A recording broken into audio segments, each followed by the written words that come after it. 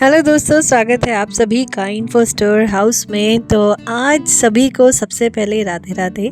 कैसे हैं आप सब? Hope you all are absolutely great. अब क्योंकि आने वाली है होली और इसी के साथ ये व्लॉग भी आज होली के प्रिपरेशन के लिए मैं आपके साथ शेयर कर रही हूँ। अभी यहाँ पर सबसे पहले मैं अपने मंदिर के यहाँ दर्शन करा रही हूँ, क्योंकि बहुत सारे फूल आने लग गए हैं ना, तो बड़ा सुंदर लगता है प्रभु को फूल यहाँ पे समर्पित करने में। और ये मैं एक चीज़ आपको दिखा रही हूँ, हमने मंगवाई थी जो फेरी लाइट्स होती हैं। सेल मैंने अपने लगाए थे क्योंकि सेल इसके साथ नहीं आए थे, और 3 सेल इसमें लगते हैं, पेंसिल सेल्स हैं, और लाइट बहुत सुंदर है। ये मुझे कहाँ लगानी थी ये मैं आपको दिखाती हूँ। ये जो कान्हा जी का पूरा जो फूल बंगला है ना, तो फूल बंगले के ऊपर। अब असल में क्या है, ये 2 बड़ी बड़ी लाइट्स हैं जो साइड्स में रखी है, तो बीच में मुझे कभी कभी लगता है जी कान्हा जी के जितना भी फूल बंगले के आसपास थोड़ा अंधेरा सा महसूस होता है। तो उसके लिए मैंने सोचा कि ये वाली लाइट्स मैं ट्राई कर सकती हूँ, क्योंकि ये ऊपर का पोर्शन अलग हो जाता है तो इसमें आसानी से लग जाएंगी। तो ये मैंने अलग करने की कोशिश करी, अलग हुआ भी, लेकिन ऐसे नहीं लग पाया। फिर मैंने ऐसे ही लगे लगे ही पूरा एडजस्ट करा, और अब आप देख सकते हैं कान्हा जी का फूल बंगला कितना सुंदर लग रहा है, कितनी रोशनी हो रही है चारों तरफ। मतलब पूरे अंधेरे में अगर सिर्फ ये जलाई जाए ना लाइट्स, तो कान्हा जी एकदम अलग ही रोशनी में और नहाए हुए से हो रहे हैं। फेरी लाइट्स की सबसे खास बात ये होती है कि आप कहीं भी कैसे भी लगा दो, ये बहुत ज़्यादा ना चमकती नहीं है। जैसे नहीं भी जल रही होंगी ना, तो ऐसा नहीं लगेगा कि बहुत मेस दिख रहा है, तो ऐसा कुछ नहीं दिखता है, सुंदर लगती है। उसके बाद तैयारी करते हैं आलू के चिप्स बनाने की। भाई होली है, होली पे आलू के चिप्स, आलू के पापड़, गुजिया, नमक पारे, भल्ले, ये सब ना बने तो क्या फ़ायदा त्योहारों का, जब त्योहारों पे कोई पकवान ही ना बने। तो इसलिए मैंने सबसे पहले करा है आलू के चिप्स का काम शुरू, क्योंकि आलू के चिप्स बनने में 2 दिन लगते हैं, आलू के पापड़ हों उसको 3 दिन लगते हैं, मतलब सूख के पूरी तरह से रेडी होने में। तो यहाँ पे सबसे पहले मैं चिप्स को सबको उनकी शेप दे रही हूँ जो आलू को है, और बहुत ही फाइन शेप आती है। ये जो कटर है ना जिससे ये चिप्स बनते हैं, ये मैंने लोकल मार्केट से लिया था। लास्ट 2 साल से मैं इसको यूज़ कर रही हूँ। इतना अच्छा चिप्स का कटर मैंने आज तक नहीं देखा। इतने फाइन, इतने पतले कि जो हम बाहर से अंकल चिप्स लेते हैं या लेस वाले, आपने देखा होगा जो येलो वाले होते हैं हल्दीराम के, मतलब उससे भी ज़्यादा फाइन इसमें चिप्स निकल के आए थे। इतना फाइन कटर है ये, मतलब जब बिल्कुल आलू थोड़ा सा रह जाता है ना, मैं तुरंत छोड़ देती हूँ, क्योंकि अगर थोड़ी सी भी अगर लापरवाही हुई तो ये तो हाथ की भी स्लाइस बना देगा, हाथ के भी चिप्स बन जाएंगे। तो ऐसा मैं बिल्कुल नहीं चाहती, तो मैं काफ़ी अमाउंट ना आलू का छोड़ देती हूँ, क्योंकि बहुत ही शार्प है, बहुत ज़्यादा। और इतनी जल्दी इससे चिप्स बन के रेडी होते हैं बिना किसी मेहनत के। बहुत हल्के हाथ से मैं करती हूँ इसमें काम, और फटाफट बन के रेडी हो जाते हैं। परफेक्ट साइज़, परफेक्ट शेप, और परफेक्ट उसकी जो चौड़ाई है ना, मतलब कितनी थिन है वो भी बिल्कुल परफेक्ट। अब यहाँ पे मैंने साथ के साथ गर्म पानी मैंने पहले ही बॉईल कर लिया था, मतलब बॉईल हो रहा है वो लगातार, तो उसमें सेंधा नमक डाल के मैंने डाल दिए चिप्स। और किस लेवल तक उसको हमें बॉईल करने होते हैं ये मैं आपको दिखा देती हूँ। जब हम कोई भी एक चिप्स उठाएंगे और उसको ऐसे मोड़ के देखेंगे ना, एक तो वो 2 हिस्सों में टूटना नहीं चाहिए, ये ध्यान रखना है। सिर्फ एक पतली सी लाइन बननी चाहिए, मतलब मोड़ के भी वो टूटे ना, सिर्फ एक पतली सी लाइन बन जाए, उस लेवल तक हमें इसको बॉईल करना होता है। उसके लिए ना आपके जो चिप्स हैं वो बहुत ही पतले होने चाहिए। तो यहाँ पे ये देखिए, ये चिप्स भी ऑलमोस्ट अब रेडी होने वाले हैं हमारे। रेडी क्या, मतलब बॉईल होके रेडी होने वाले हैं। यहाँ पे मैं आपको दिखाती हूँ कि प्रभु की कृपा से आज घर में आया था प्रसाद, और प्रसाद ये जो था ये रामेश्वरम धाम का और तिरुपति धाम का, तिरुपति बालाजी का, ये वहाँ से प्रसाद आया था। तो प्रसाद में क्या क्या है मैं आपको दिखाती हूँ। सबसे पहले तो मैंने जो गए थे ना, मैंने उनको बोला था वहाँ रंगोली बनाने के स्टेंसिल्स मिलते हैं। ये वाले स्टेंसिल्स हालांकि मुझे नहीं समझ आ रहा मैं इसको यूज़ कैसे करूँगी, लेकिन ट्राई करूँगी तो समझ आ जाएगा। अभी ट्राई नहीं करा है। वो स्टेंसिल्स थे, इसमें फ्रूटी और ये जो लाहौरी जीरा होता है, ड्राई फ्रूट्स हैं जिसमें 3-4 तरह के ड्राई फ्रूट्स थे, उसका पैकेट था, लड्डू थे। आई थिंक ये शायद रामेश्वरम का है, ये मुझको आइडिया नहीं था, लेकिन ये इसका जिसका सबसे बेसब्री से इंतज़ार था ना, ये थे तिरुपति बालाजी के लड्डू। भाई यहाँ के जो लड्डू है ना वर्ल्ड फेमस है, वर्ल्ड फेमस। तो तरस जाता है मन ये लड्डू को खाने के लिए। तो उसके लिए तिरुपति तो जा नहीं सकते, लेकिन जब कोई जाता है तो ये लड्डू ज़रूर वहाँ से आते हैं। और प्रभु की इतनी कृपा है कि घर बैठे आपको रामेश्वरम और तिरुपति बालाजी का प्रसाद मिल रहा है खाने को। और जो लेकर आए हैं वो लोग, उनको भी मैंने बहुत थैंक यू बोला, क्योंकि बहुत ही किस्मत से घर बैठे वहाँ का प्रसाद मिलता है। और इतने देर में चिप्स भी रेडी हो चुके थे। तो सबसे पहला काम मुझे करना था कि प्लास्टिक बिछाना था। हालांकि मैं ये काम ज़मीन पे बिछा के कर सकती थी, बट ज़मीन पे क्या होता है, जब भी आलू के या तो चिप्स सुखाओ या पापड़ सुखाओ तो मैंने देखा हमेशा ना चींटियाँ आ जाती हैं, क्योंकि आलू में मिठास होती है, तो इस चक्कर में चींटियाँ आ जाती हैं। तो इसलिए मैं गमलों के चक्कर में ना, गमलों में चींटियाँ होती हैं तो वो आ जाती हैं, इसलिए प्रेफर करती हूँ कि कोई चारपाई हो। चारपाई पे मैंने अच्छे से प्लास्टिक बिछा दिया है, चारों तरफ से उनको दबा दिया है, क्योंकि हवा चल रही थी तो उड़ने के चांसेस होते हैं। आप देख सकते हैं कि हवा चल रही है। अब यहाँ पे स्टार्ट किया चिप्स को बिछाना। और चिप्स जो होते हैं वो गरम गरम ही बिछाए जाते हैं, ऐसा नहीं कि हम पहले उन्हें ठंडा कर लें फिर बिछाएं। नहीं, जैसे ही आपने उबाल के लेकर आए हैं आपको बिछाना स्टार्ट करना होता है। सबसे मुश्किल काम ये होता है, क्योंकि इस काम में कमर की बैंड बच जाती है, क्योंकि झुक के इतनी देर तक चिप्स सुखाना में हालत ख़राब हो जाती है। यहाँ पे चिप्स का एक लॉट बन के रेडी हो चुका है, और ऐसे मैंने 2 लॉट बनाए थे।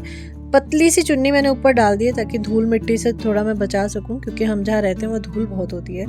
और अब आलू के पापड़ की बारी है। आलू मैंने अच्छे से कद्दूकस कर लिए उबाल के, उसमें हरी मिर्च, धनिया, सेंधा नमक और थोड़ा सा ऊपर से मैंने रिफाइंड ऐड करा है ताकि वो हाथों में चिपके नहीं।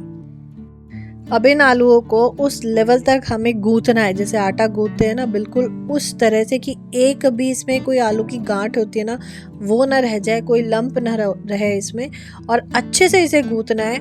और बिल्कुल उस लेवल तक, जैसे जब हम गूंथ रहे होते हैं, जैसे आटा जब लास्ट में कैसे होता है ना, आटे को जैसे समेटते हैं पूरा, बिल्कुल वही वाला उसका टेक्सचर बन जाता है जैसे हमने आटे को गूंथा हो। वैसे आलू के पापड़ अलग तरह से भी मैंने देखा यूट्यूब पे बनते हैं। आलू को पहले मिक्सी में ग्राइंड कर लो, कच्चे आलूओं को, फिर उसको बॉईल करो और फिर उन्हें बना दो। लेकिन ये वाले जो आलू होते हैं ना, इनका टेस्ट बिल्कुल अलग होता है, उससे बहुत चेंज होता है। इसलिए मेरे को वो वाले कम पसंद में आए। हालांकि वो बने बनाए भी मैं मार्केट से लेकर आई थी, लेकिन मुझे वो बहुत कम मैंने प्रेफर करे, मुझे पसंद ज़्यादा नहीं आए ये वाले। इनका टेस्ट बिल्कुल प्योर आलू वाला टेस्ट होता है ना, एकदम फ्राइड आलू जो होता है वैसा फ्लेवर आता है। इसलिए ये जो बनाते हैं ना एकदम ट्रेडिशनल तरीके से, यही आलू के पापड़ अच्छे लगते हैं। अब बनाने के लिए मैंने ब्लैक एक प्लास्टिक बिछाई है, और इसी पे मैं सारी पहले लोई बना के रख दूंगी।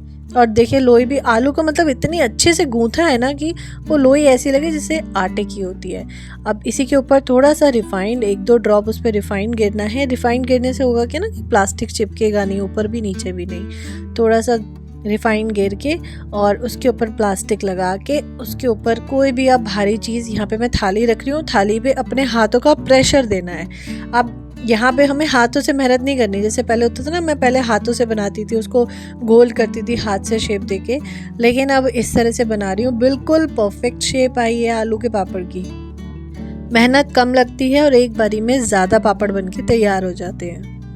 और ये प्लास्टिक मैंने वही ली है जिस पे मैंने चिप्स बनाए थे। तो चिप्स का तो काम हो चुका था, क्योंकि ये पापड़ मैंने नेक्स्ट डे बनाए थे। क्योंकि चिप्स एक ही दिन में इतने ड्राई हो जाते हैं कि आप उनको हटा के किसी और चीज़ में रख सकते हो, मतलब स्टोर नहीं कर सकते, अभी 1-2 दिन और धूप लगानी होती है।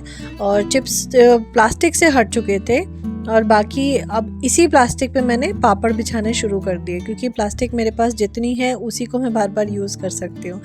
और यहाँ पे पापड़ मेरे बन के रेडी हो चुके हैं। और देखिए एक साथ इस तरह से मैंने, मतलब हर एक एक पापड़ का एक एक सेक्शन बना रखा था, और वहाँ पे मैं एक साथ लोई रख के और एक ही साथ उनको प्रेस करते चली जाती हूँ कि पूरा पूरा लॉट एक बारी में तैयार हो जाता है।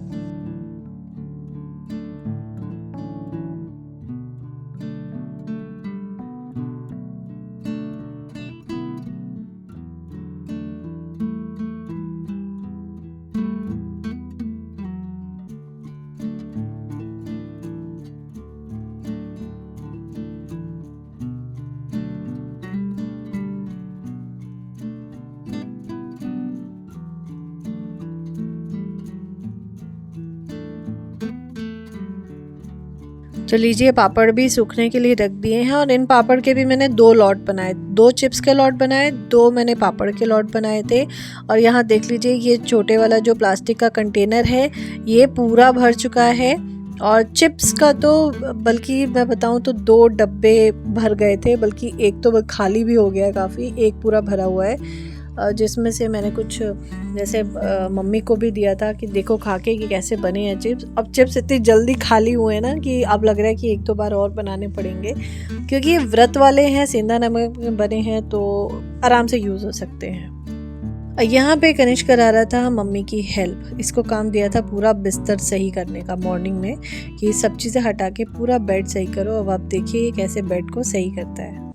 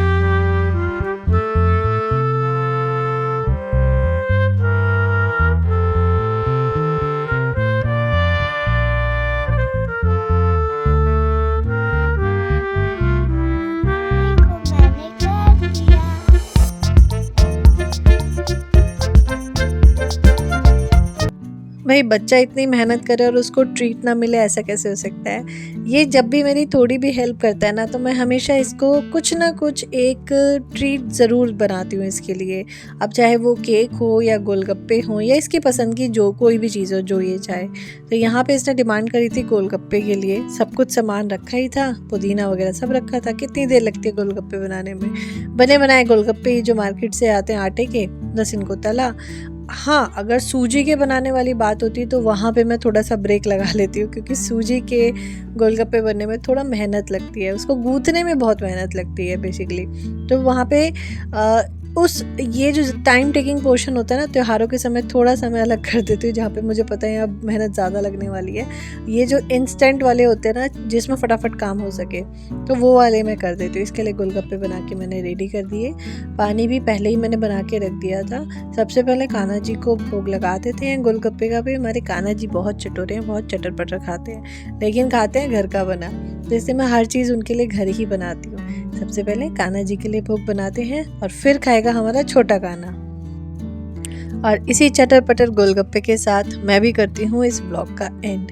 यहाँ पे गोलगप्पे तो भाई बहुत सारे बन के हो चुके हैं रेडी। आप भी खाइए, एंजॉय करिए गोलगप्पे, और करती हूँ व्लॉग का एंड। मिलूंगी मैं आपसे नेक्स्ट वीडियो में, तब तक के लिए गुड बाय। चैनल पे न्यू है तो ज़रूर करिएगा सब्सक्राइब। वीडियो पसंद आए तो लाइक करना ना भूलें, अच्छी लगे तो कमेंट करके ज़रूर बताइएगा।